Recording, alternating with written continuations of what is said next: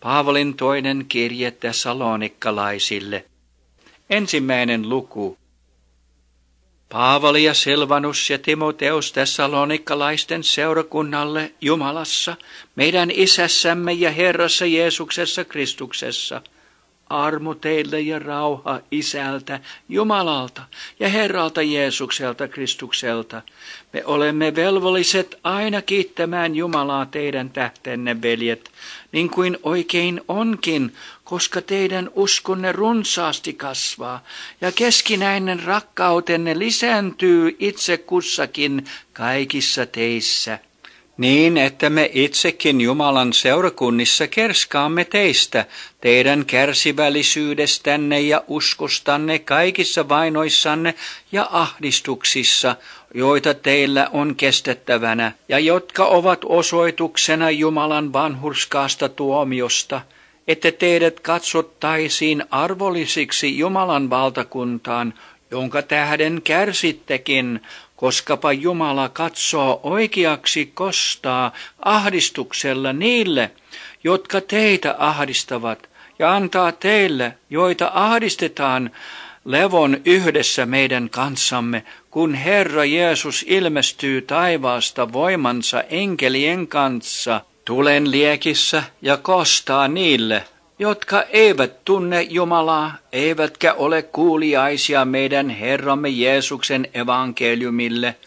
Heitä kohtaa silloin rangaistukseksi iankaikkinen kadotus Herran kasvoista ja hänen voimansa kirkkaudesta, kun hän sinä päivänä tulee, että hän kirkastuisi pyhissänsä ja olisi ihmeteltävä kaikissa uskovissa, sillä te olette uskonneet meidän todistuksemme. Sitä varten me aina rukoilemmekin teidän puolestanne, että meidän Jumalamme katsoisi teidät kutsumisensa arvoisiksi ja voimallisesti saattaisi täydelliseksi kaiken teidän halunne hyvään ja teidän uskonne teot, että meidän Herramme Jeesuksen nimi teissä kirkastuisi ja te hänessä, meidän Jumalamme ja Herran Jeesuksen Kristuksen armon mukaan. 2. luku. Mutta mitä tulee meidän Herramme Jeesuksen Kristuksen tulemukseen ja meidän kokoontumiseemme hänen tykönsä, niin me pyydämme teitä, veljet, ettette anna minkään hengen, ettekä sanan, ettekä minkään muka meidän lähettämämme kirjeen heti järkyttää itseänne, niin että menetätte mielenne maltin, ettekä anna niiden itseänne peljästyttää, ikään kuin Herran päivä jo olisi käsissä. Älkää antako kenenkään vietellä itseänne millään tavalla, sillä se päivä ei tule ennen kuin luopumus ensin tapahtuu ja laittomuuden ihminen ilmestyy, kadotuksen lapsi, tuo vastustaja, joka korottaa itsensä yli kaiken, mitä jumalaksi tai jumaloitavaksi kutsutaan, niin että hän asettuu Jumalan temppeliin ja julistaa olevansa Jumala. Ettekö muista, että minä, kun vielä olin teidän tykönänne, sanoin tämän teille. Ja nyt te tiedätte, mikä pidättää, niin että hän vasta ajallansa ilmestyy, sillä laittomuuden salaisuus on jo vaikuttamassa. Jahka vain tulee tieltä poistetuksi se, joka nyt vielä pidättää, niin silloin ilmestyy tuo laiton, jonka Herra Jeesus on surmaava suunsa henkäyksellä ja tuhoava tulemuksensa ilmestyksellä, tuo, jonka tulemus tapahtuu saatanan vaikutuksesta, valheen kaikella voimalla ja tunnustehoilla ja ihmeillä, ja kaikilla vääryyden viettelyksillä niille, jotka joutuvat kadotukseen, sen tähden etteivät ottaneet vastaan rakkautta totuuteen, voidaksensa pelastua, ja sen tähden Jumala lähettää heille väkevän eksytyksen niin, että he uskovat valheen, että kaikki ne tuomittaisiin, jotka eivät ole uskonneet totuutta, vaan mielistyneet vääryyteen. Mutta me olemme velvolliset aina kiittämään Jumalaa teidän tähtenne, veljet, Te Herran rakastetut, sen tähden, että Jumala alusta alkaen valitsi teidät pelastukseen hengen pyhityksessä ja uskossa totuuteen.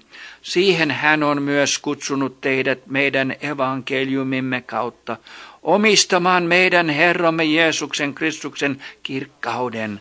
Niin seisokaa siis, veljet, lujina ja pitäkää kiinni niistä opetuksista, joita olette oppineet joko meidän puheestamme tai kirjeestämme, ja meidän Herramme Jeesus Kristus itse ja Jumala meidän Isämme, joka on rakastanut meitä ja armossa antanut meille iankaikkisen lohdutuksen ja hyvän toivon, lohduttakoon teidän sydämiänne ja vahvistakoon teitä kaikessa hyvässä työssä ja puheessa.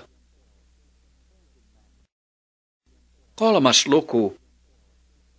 Sitten vielä, veljet, rukoilkaa meidän edestämme, että Herran sana nopeasti leviäisi ja tulisi kirkastetuksi muuallakin niin kuin teidän keskuudessanne, ja että me pelastuisimme nurjista ja häijyistä ihmisistä, sillä usko ei ole joka miehen, mutta Herra on uskollinen, ja hän on vahvistava teitä ja varjeleva teidät pahasta, ja me luotamme teihin Herrassa, että te sekä nyt että vasta teette, mitä me käskemme, ja Herra ohjatkoon teidän sydämenne Jumalan rakkauteen ja Kristuksen kärsivällisyyteen, mutta Herran Jeesuksen Kristuksen nimessä me käskemme teitä, veljet, vetäytymään pois jokaisesta veljestä, joka vaeltaa kurittomasti, eikä sen opetuksen mukaan, jonka olette meiltä saaneet.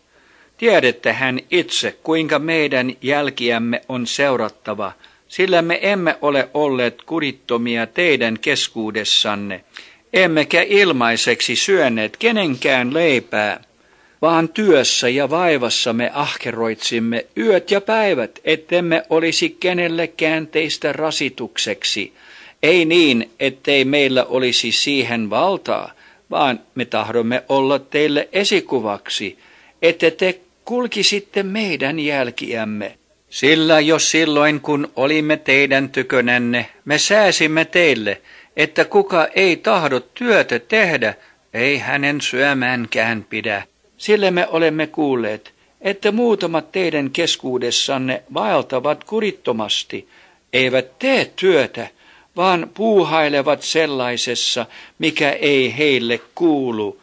Semmoisia me käskemme ja kehoitamme Herrassa Jeesuksessa Kristuksessa tekemään työtä hiljaisuudessa ja syömään omaa leipäänsä.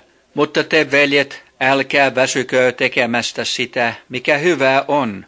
Mutta jos kuka ei tottele sitä, mitä me tässä kirjeessä olemme sanoneet, niin merkitkää hänet, älkääkä seurustelko hänen kanssaan, ette hän häpeäisi.